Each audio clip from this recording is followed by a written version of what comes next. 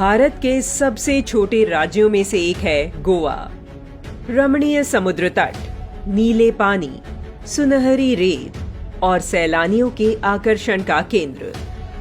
लेकिन इसके अतीत में आज भी भयावह सच मौजूद है।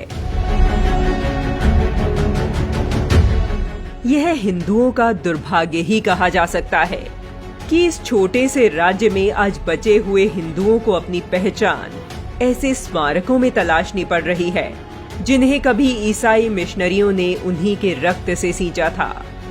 भारत के पश्चिमी तट पर स्थित गोवा के वेल्हा में चर्च और आश्रम पुर्तगाली शासन के दौर से ही मौजूद हैं।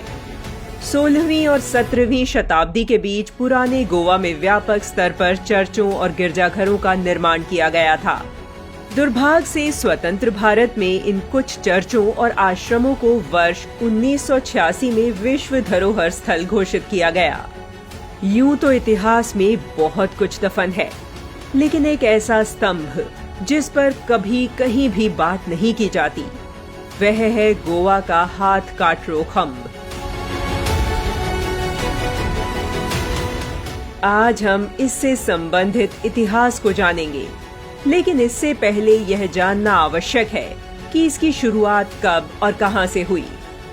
फ्रांसिस जेवियर के नाम पर आज देश भर में कई स्कूल, कॉलेज, संगठन और गिरजाघर मौजूद हैं। ईसाई मिशनरी धर्म प्रचारक सेंट फ्रांसिस जेवियर पुर्तगाली काफिले के साथ भारत आया था। उसने भारत पहुंचकर ईसाई धर्म का प्रचार प्रसार किया था।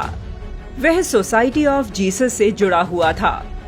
16वीं शताब्दी के उत्तरार्ध में दक्षिण भारत से होने वाले मसालों के व्यापार ने भगवान परशुराम की कर्मस्थली को एक बहुसांस्कृतिक शहर में बदल दिया, जिसे आज हम गोवा के रूप में जानते हैं।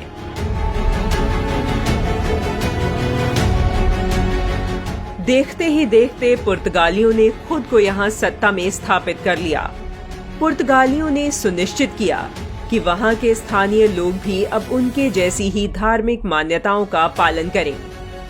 वर्ष 1541 में ईसाई मिशनरियों द्वारा फरमान सुनाए गए कि सभी हिंदू मंदिरों को बंद कर दिया जाए।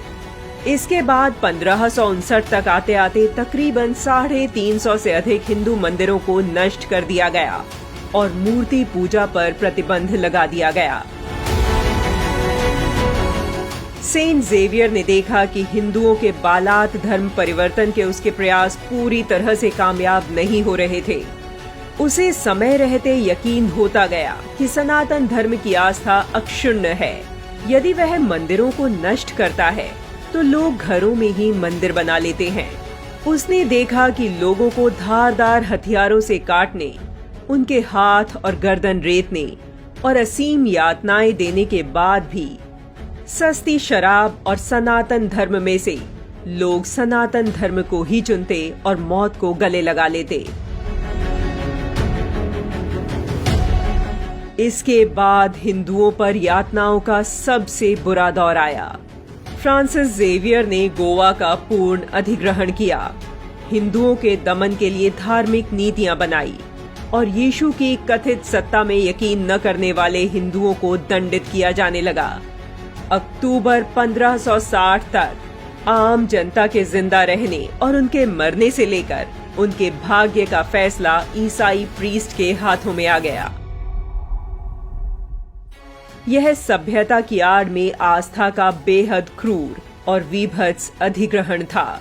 लोगों को ईसाई बनाने के लिए बर्बर हिंदू विरोधी कानून लाए गए। धर्मांतरण के लिए लोगों को विश्वास के कार्य की प्रक्रिया से गुजरना होता था, जिसमें नृशंस यातनाएं दी जाने लगी। ओल्ड गोवा के कई स्मारकों और संरचनाओं के बीच पेलो रिन्हो नोवो नाम का एक काला बेसाल्ट स्तंभ इतिहास के काले अध्यायों का साक्षी है। गोवा के शोक की कहानी कहता यह स्तंभ वर्तमान में राजमार्ग पर एक प्रमुख जंक्शन पर स्थित है।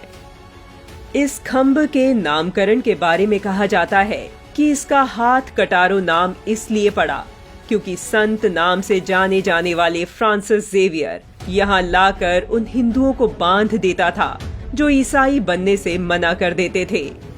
उन्हें तड़पा तड़पा कर उनके हाथ काट दिए जाते थे। यह तब तक किया जाता जब तक वह व्यक्ति या तो ईसाई बन जाता या वह मर जाता। आपको इतिहास में धर्मांतरण की ऐसी दर्दनाक दूसरी घटना का वर्णन कहीं नहीं मिलेगा। इस स्तंभ को सालों पहले गोवा के बाहरी इलाके में स्थानांतरित कर दिया गया था। अब यह स्तंभ सड़क के किनारे में स्थित है। यह स्तंभ एक प्राचीन मंदिर का अवशेष है।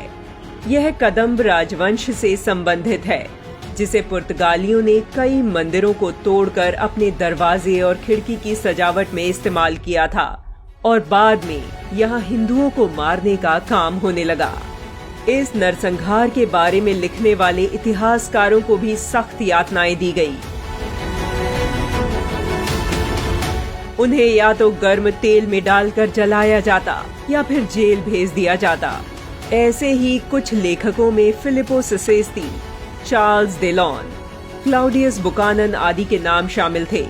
इतिहास में पहली बार हिंदू भागकर बड़े स्तर पर पलायन करने को मजबूर हुए। दुर्भाग्य यह है कि समकालीन स्मारकों के विपरीत यह स्तंभ आज तक भी एक संरक्षित स्मारक नहीं है। आज हजारों की संख्या में सैलानी गोवा सैर करने जाते हैं। शायद ही कोई जानता हो कि गोवा के सनातन अतीत का साक्षी यह स्तंभ आज भी वहां मौन खड़ा है। इस बार आप गोवा जाएं तो इस स्तंभ के दर्शन कर उन लोगों को श्रद्धांजलि अवश्य दीजिएगा जिन्होंने अपने हाथ कटा लिए लेकिन सनातन धर्म नहीं छोड़ा, धर्म के लिए अपने प्राण न्यौछावर करने से भी नहीं चूके।